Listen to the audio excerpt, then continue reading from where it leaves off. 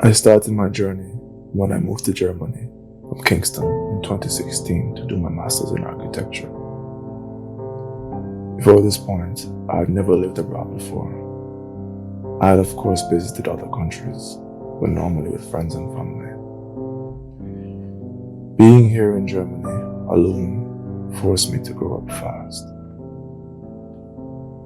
Here I was in a country, no family, no friends, and no lifeline. There was a disjointedness that swept through me, an echo.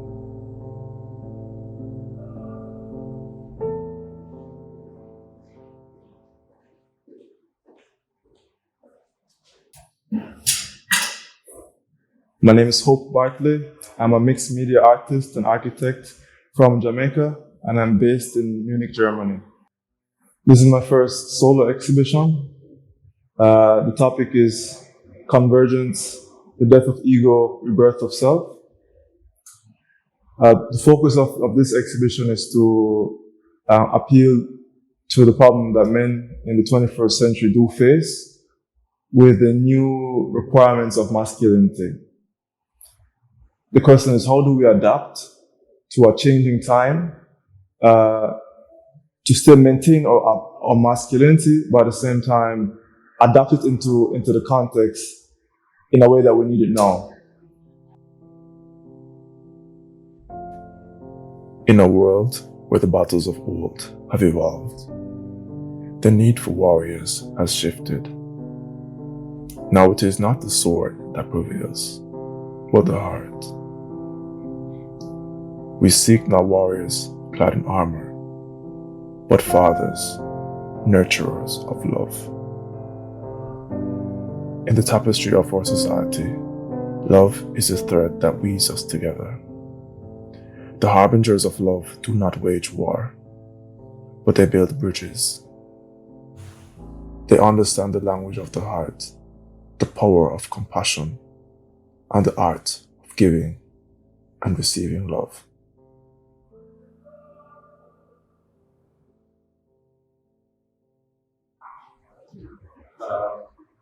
My work for this exhibition is appealing to the inner child within us all. It's appealing to this child that was told it's not okay to cry, boys don't cry. Complaining against a woman, man up, toughen up. Telling that child that, hey, it's completely okay to feel vulnerable and to express the vulnerability. And one of the factors that really motivates me to do this work, looking at the suicide rates among men around the world,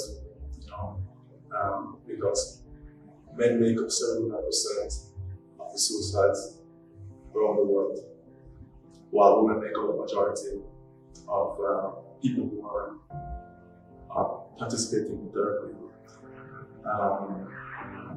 And I showed that first of all, there's an issue and to recognize what is a problem in the first place. And by the time we do recognize that it's a problem, it's a little too late. And so it's just trying to normalize this sensitivity and the ability to realize that something is wrong. I think this can be achieved if you're first able to come in contact with the emotion and realize that it is indeed okay to be vulnerable.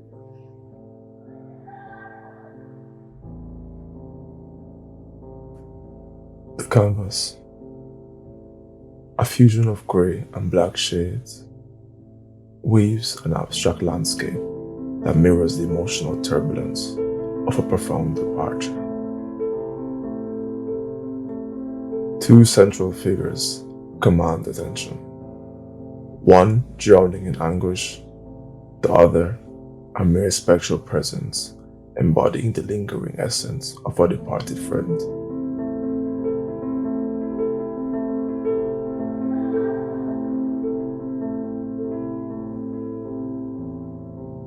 These two figures navigate the expanse of a water body, a symbol of life's adversities, where the primary character, a portrait of grief, pulls a spectral friend along. Within this artistic tapestry, the interplay of textures and nuanced brushwork unveils the intricate layers of emotion.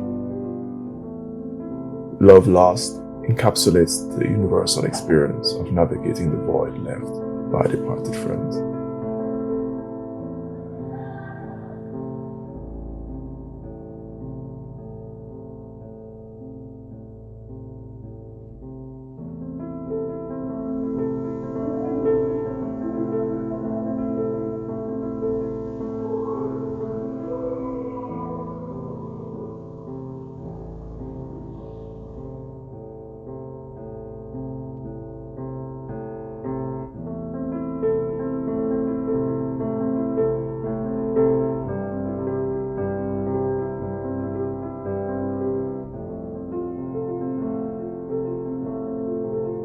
In the crucible of their journey, men grapple with the echoes of their youth.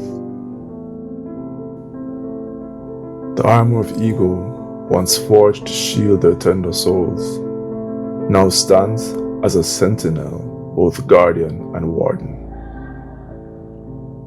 As children, they crafted these defenses, shielded themselves from the world's harsh storms. These protective layers, like an intricate tapestry, were woven to save, to preserve.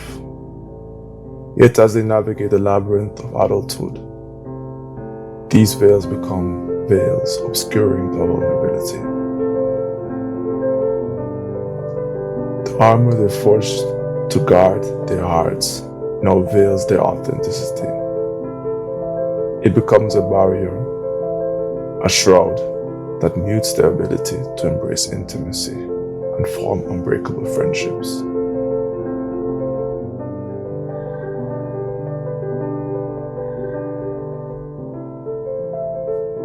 His arms stretch and his body contorts as he attempts to reach a specific point on his back. This poignant gesture mirrors a struggle to access parts of ourselves that remain distant and concealed.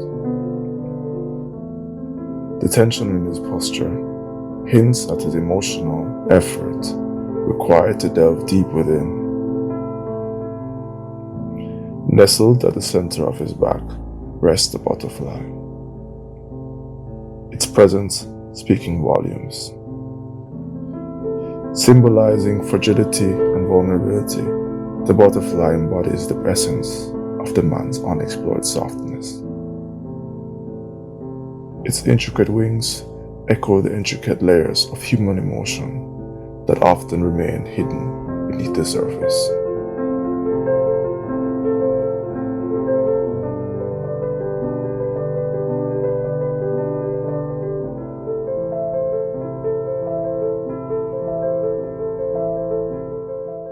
The reason, I came on this work, using a lot of self-portraits. My goal was to first do a lot of self-analysis before I could even try to attack the topic of masculinity as a whole. And first I have to understand myself and my own issues. And so I started this work, because I really thought like by doing self-portraits, I could really get into myself, get into my mind, get into my thoughts, and really understand my ego, in a way that would really indeed lead to rebirth. And so, that's why I ended up with this body of self-portraits. Because I thought at the moment that this was my path to Catholicism.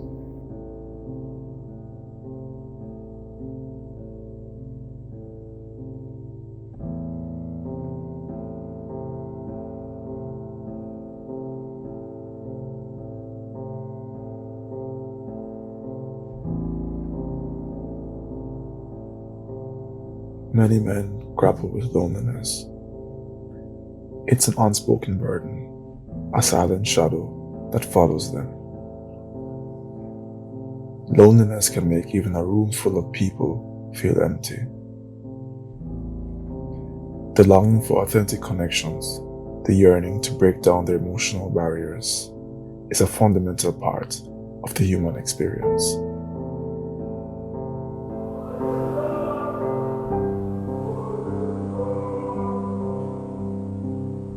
In this visual narrative, it unfolds a profound journey of self-discovery and acceptance. The central figure, often fragmented and wounded, seeks solace in the gentle cradle of self-embrace. Here the canvas becomes a sanctuary, a cocoon of warmth and understanding. It underscores the importance of acknowledging one's own pain and fragility, extending the same compassion we readily offer to others, to the most important person of all, ourselves.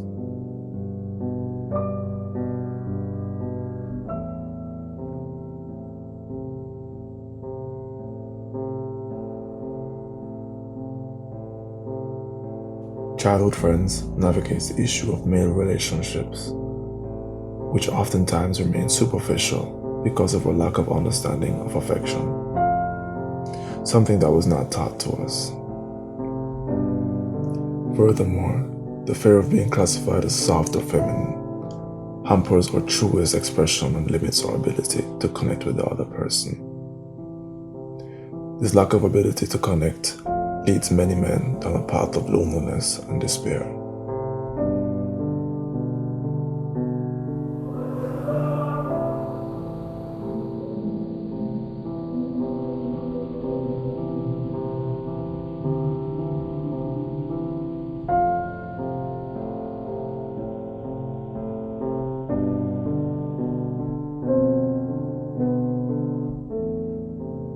This work is an evocative journey into the depths of personal struggle, where the inability to give voice to the inner turmoil becomes a physical manifestation of pain.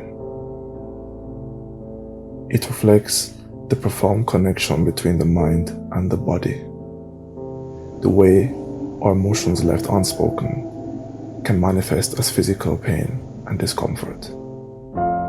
In this case, a throbbing migraine.